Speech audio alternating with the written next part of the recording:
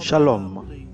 Bien-aimés dans le Seigneur, notre nouvelle émission est intitulée Ton point faible.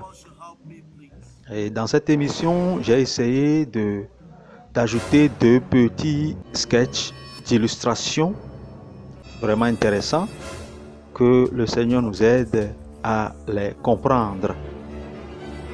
Dans mathématiques, un point faible, c'est un ensemble de circonstances, de paramètres réunis qui vous poussent à un acte déloyal aux dépens de la raison, de la réputation, de votre honneur, de votre titre, de votre profession, de votre position sociale, politique, religieuse, de votre fonction. Et dans ce sketch, on voit deux individus jouer à des aveugles et qui sollicitaient l'aide des gens bien portants. Et au lieu de les aider par la vue que Dieu leur a donnée et de rendre grâce pour cela, ils ont profité pour voler encore ces derniers. Et à la fin, ce qui est intéressant, c'est que ceux qui sont fidèles, qui ont servi ces aveugles loyalement, ont été récompensés. C'est la même chose dans le Seigneur. Il dit, sachant que une grande récompense est liée à votre espérance.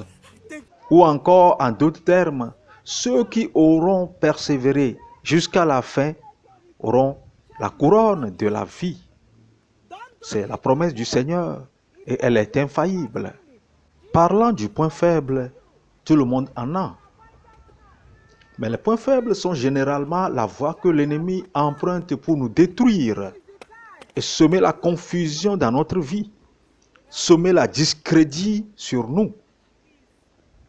Le Seigneur disait dans Ézéchiel 22, verset 30, que je cherche parmi eux un homme qui élève un mur, qui se tient à la brèche devant moi en faveur du pays, afin que je ne le détruise pas, mais que je n'en trouve point.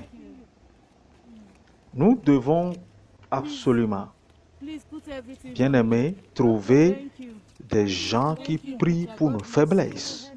Dans le contexte de l'Église, les leaders doivent toujours construire une équipe d'intercession qui soit à la brèche pour toute l'Église, et les leaders en particulier. Une ville qui a une brèche est facilement destructible par l'ennemi. L'ennemi peut l'envahir facilement, l'ennemi peut la détruire facilement. C'est pour cela que nous devons nous réfugier dans la prière, dans l'exhortation mutuelle. Nous devons nous réfugier dans la ville forte du Seigneur. Oui, une ville forte peut être attaquée, mais elle ne sera jamais envahie ni asservie. Dans Marc 10, versets 17 à 31, Jésus-Christ est en phase avec un jeune homme riche qui a pour point faible l'amour de l'argent. Bien que tous les consignes que le Seigneur lui a données concernant sa question d'aller au ciel, même s'il a tout compris, il n'a pas été capable de combattre son point faible. Un autre qui s'appelle Judas Iscariote a un point faible. Jean 12, verset 5. Nous pouvons voir clairement que cet homme reprochait le gaspillage du parfum.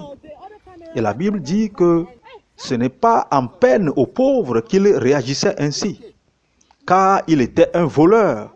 Et tenant la bourse, il prenait ce qu'on y mettait.